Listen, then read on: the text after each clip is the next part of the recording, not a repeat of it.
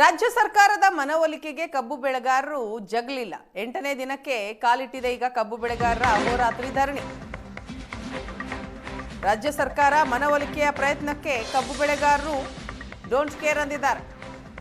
ಬೆಳಗಾವಿಯ ಗುರ್ಲಾಪುರ ಕ್ರಾಸ್ ಬಳಿ ಇವತ್ತು 8ನೇ ದಿನ ಪ್ರತಿಭಟನೆ ಮುಂದುವರೆದಿದೆ. ತೀವ್ರ ಸ್ವರೂಪವನ್ನು ಪಡೆದಿದೆ. ಬೆಳಗಾವಿ ಕಬ್ಬು ಬೆಳೆಗಾರರ ದರ ದಂಗಲ್.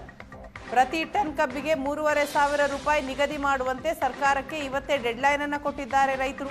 ಇವತ್ತು ಸಂಜೆ 7 ಗಂಟೆಯ ಒಳಗಾಗಿ ಬೆಲೆ ನಿಗದಿ ಮಾಡಬೇಕು ಅಂತ ಗಡುವು ನೀಡಿದ್ದಾರೆ. ಬೆಲೆ ನಿಗದಿ ಮಾಡದೆ ಹೋದರೆ ನಾಳೆಯೇ ರಾಷ್ಟ್ರೀಯ ಹೆದ್ದಾರಿ ಬಂದ್ ಮಾಡಲಾಗುತ್ತೆ. ರಾಷ್ಟ್ರೀಯ ಹೆದ್ದಾರಿ ಬಂದ್ ಮಾಡಿ ಪ್ರತಿಭಟನೆಗೆ ಹೋರಾಟಗಾರರು ಸಕಲ ರೀತಿಯಿಂದ ಸನ್ನದ್ಧರಾಗಿದ್ದಾರೆ.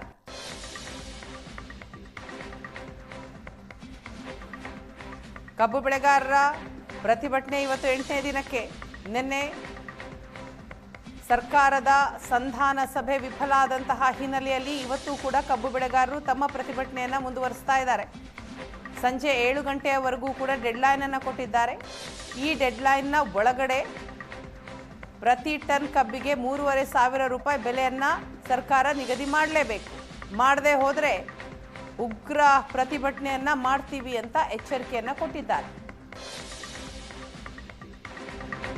ಕಬ್ಬು ಬೆಳೆಗಾರರ ಜೊತೆ ಸರ್ಕಾರದ ಸಂಧಾನ ವಿಫಲಗೊಂಡಿದೆ. ಹುಕ್ಕೇರಿ ಪಟ್ಟಣದಲ್ಲಿ ಅಹೋರಾತ್ರಿ ಧರಣಿ ಮುಂದುವರೆದಿದೆ. ಕೋರ್ಟ್ ವೃತ್ತದಲ್ಲಿ ರೈತರಿಂದ ಅಹೋರಾತ್ರಿ ಪ್ರತಿಭಟನೆ.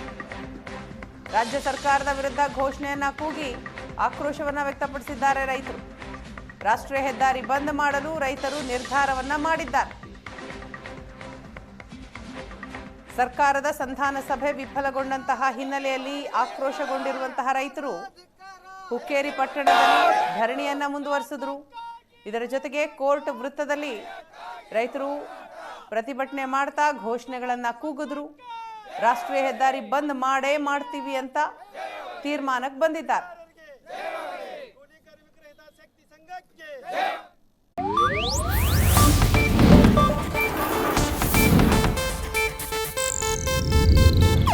ಇದು ಏಷ್ಯಾನೆಟ್ ನ್ಯೂಸ್ ನೆಟ್ವರ್ಕ್ ಪ್ರಸ್ತುತಿ.